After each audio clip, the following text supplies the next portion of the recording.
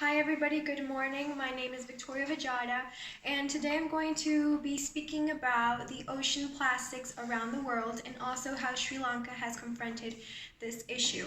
To start off, I would like to address the issue of ocean plastics worldwide. According to the United Nations, at least 800 species around the world are affected by marine debris, and as much as 80% of that litter is plastic. It's estimated that up to 13 million metric tons of plastic ends up in the ocean each year, and this is the equivalent to a garbage truck's load every minute. Fish, seabirds, sea turtles, and every sea mammal in general can become entangled in plastic or also ingest the plastic debris, and this causes suffocation, starvation, and drowning. Also, us humans aren't immune to this threat either, because these plastics not only take between 200 and 400 years to disappear, but they also turn into fine particles and are ingested by animals and by us. Unless actions are taken soon to address this urgent problem, scientists predict that by 2050, the weight of ocean plastics will exceed the combined weight of all of the fishes in the sea.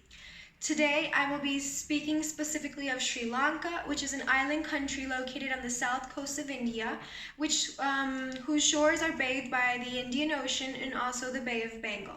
Sri Lanka's first attempt to control plastic debris or plastic usage began in 1994 when a law was issued by the Ministry of Environment, and this law banned polythene, but it was failed to be implemented.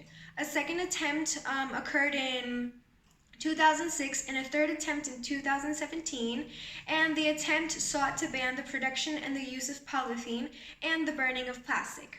However, the Sri Lankan government struggled to implement policies restricting the use of plastic because they felt pressure from plastic manufacturers and retailers.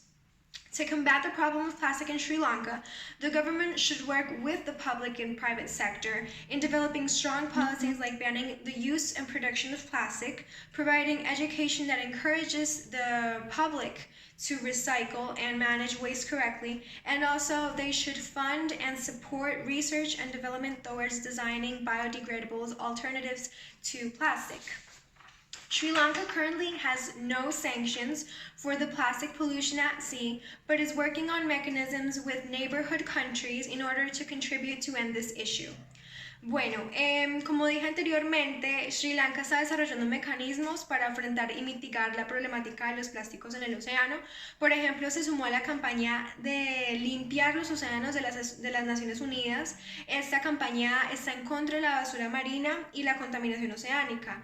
Es un compromiso de casi 40 estados en donde se toman medidas como prohibir o reducir el uso de las bolsas de plástico, proteger las reservas marinas y también desarrollar campañas para aumentar el reciclaje. Además, el gobierno de Sri Lanka ha introducido el concepto de segregación de la basura, entonces separan el plástico, el polietileno y también reciclan. Este es un pequeño paso hacia la lucha efectiva contra la contaminación plástica marina.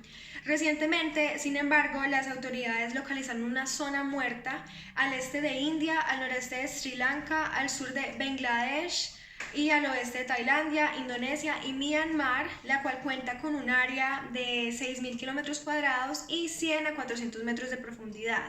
Si estos países no toman medidas para evitar que esta zona se expanda, pues obviamente habrá una mayor destrucción de la vida marina y se obstaculizará los sectores de pesca y turismo de los países que les acabo de mencionar. El gobierno de Sri Lanka ha mostrado interés en unirse con los países vecinos en desarrollar soluciones, llegar a acuerdos para evitar que este problema se desarrolle. Sin embargo, hasta ahora los países no han llegado a ningún acuerdo. Ya en cuanto a una opinión o conclusión personal, considero que es importante recordar que nosotros estamos de paso aquí en esta tierra y por el contrario ella va a estar aquí por siglos y siglos. Entonces la idea es que cuando abandonemos la tierra no la dejemos destruida, ¿cierto? Es fundamental preservarla disfrutando de su belleza, pero no dejar a un lado su cuidado.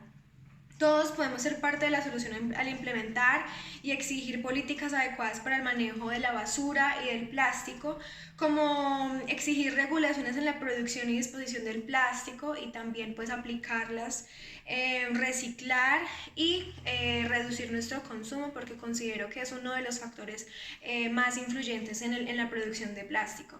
Muchísimas gracias.